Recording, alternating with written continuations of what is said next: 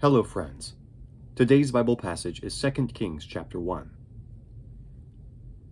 After Ahab's death, Moab rebelled against Israel. Now Ahaziah had fallen through the lattice of his upper room in Samaria and injured himself.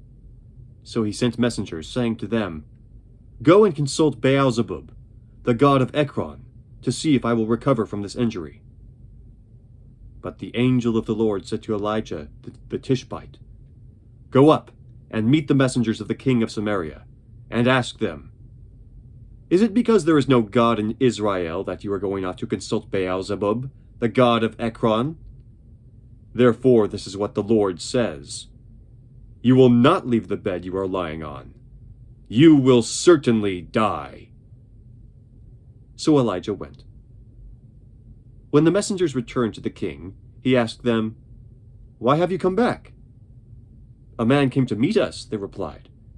"And he said to us, 'Go back to the king who sent you and tell him, this is what the Lord says. Is it because there is no God in Israel that you are sending men to consult Baal-zebub, the god of Ekron? Therefore you will not leave the bed you are lying on. You will certainly die.'"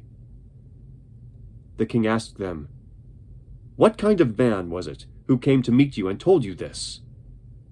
They replied, "He was a man with a garment of hair and with a leather belt around his waist." The king said, "That was Elijah, the Tishbite." Then he sent to Elijah a captain with his company of 50 men. The captain went up to Elijah, who was sitting on the top of the hill, and said to him, "Man of God, the king says, 'Come down.'" Elijah answered the captain, "If I am a man of God, may fire come down from heaven and consume you and your 50 men." Then fire fell down from heaven and consumed the captain and his men. At this the king sent to Elijah another captain with his 50 men. The captain said to him, "Man of God, this is what the king says. Come down at once." "If I am a man of God," Elijah replied, "may fire come down from heaven and consume you and your 50 men." Then the fire of God fell from heaven and consumed him and his 50 men. So the king sent a third captain with his 50 men. This third captain went up and fell on his knees before Elijah. "Man of God," he begged, "please have respect for my life and the lives of these 50 men, your servants.